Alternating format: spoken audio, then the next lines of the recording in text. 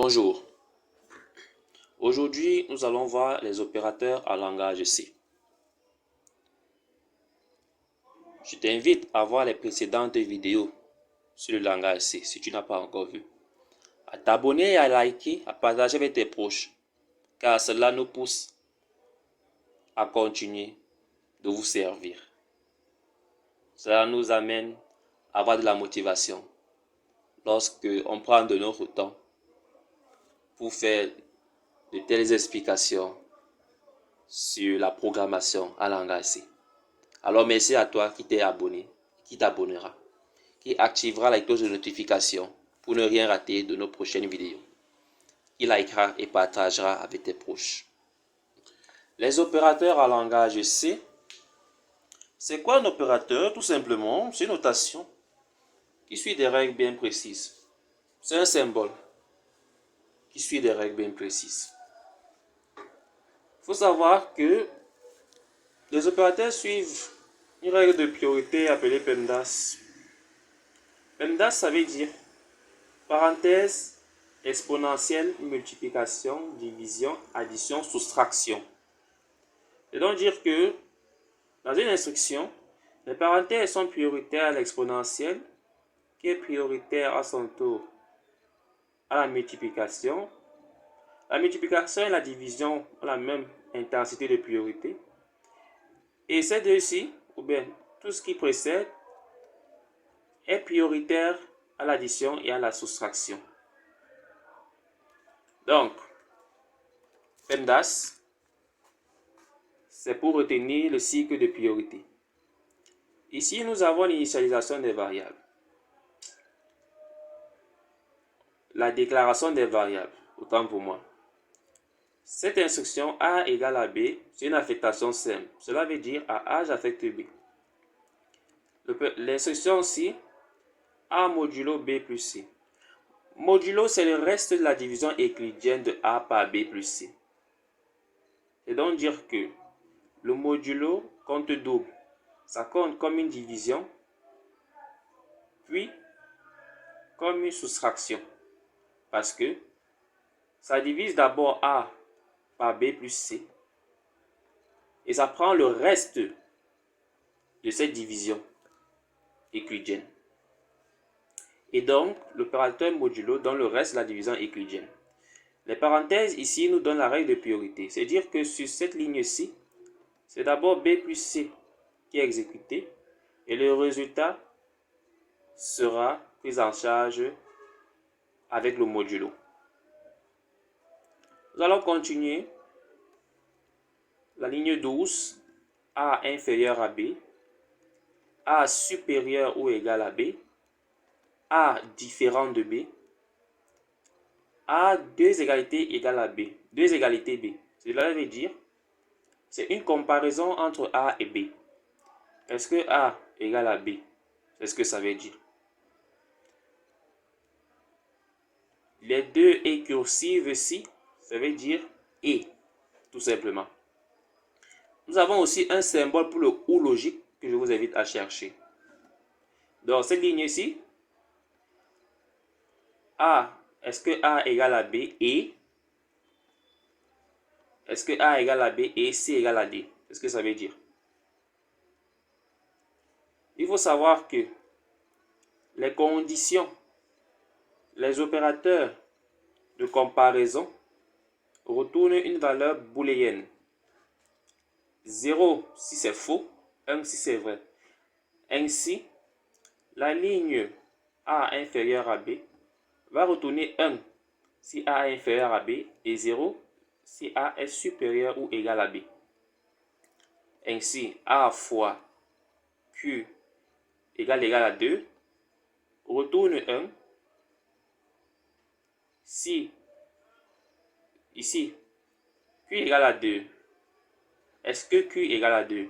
Si oui, on retourne 1. Si donc, on retourne 0.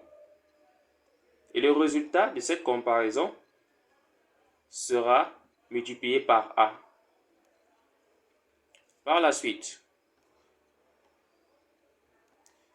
l'opérateur I plus plus renvoie à I égale à I plus 1.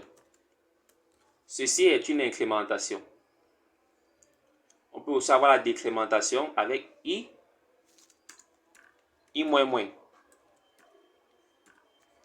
Maintenant,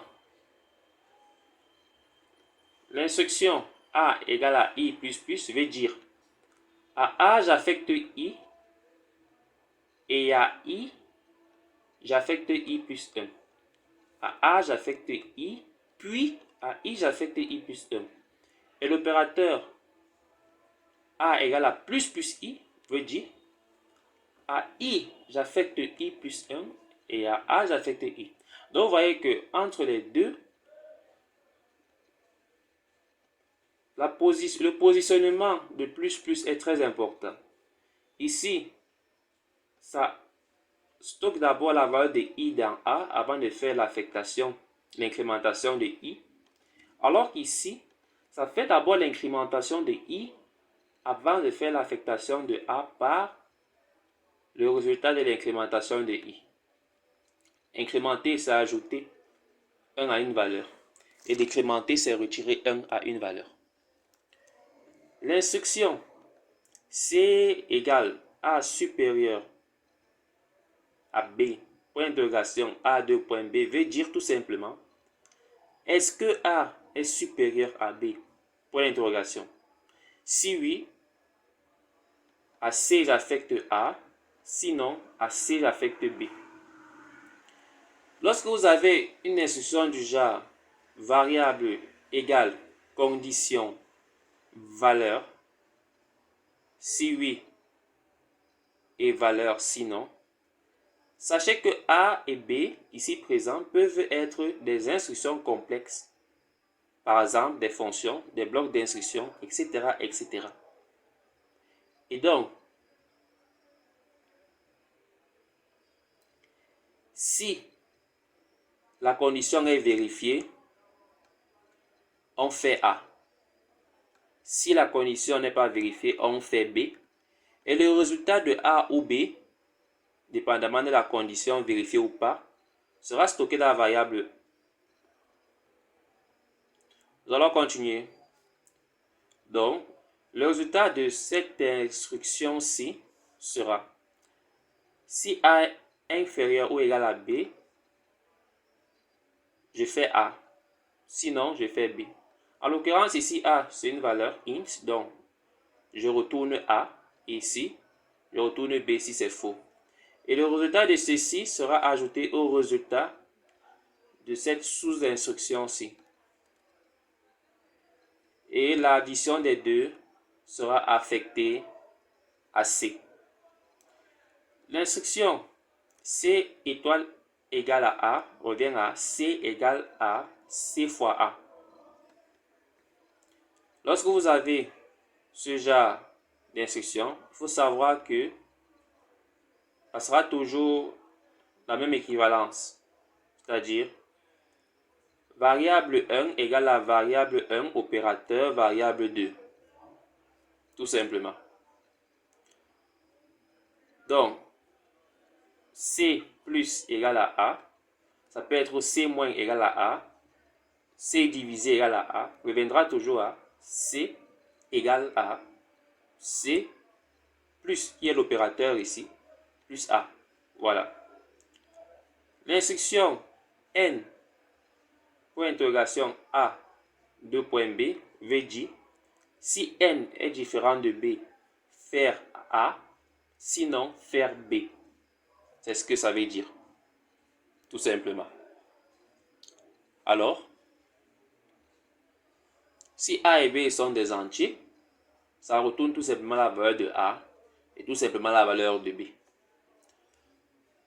Voici donc un exercice que je vous laisse pour voir si tout ce qui a été dit plus haut en nommant a été compris. La prochaine vidéo sera une explication de cet exercice et la suite du cours. Parvenu au terme de cette vidéo, nous espérons que les opérateurs ont été compris ainsi que les règles de priorité. Nous t'invitons à t'abonner, à liker et à suivre nos prochaines vidéos.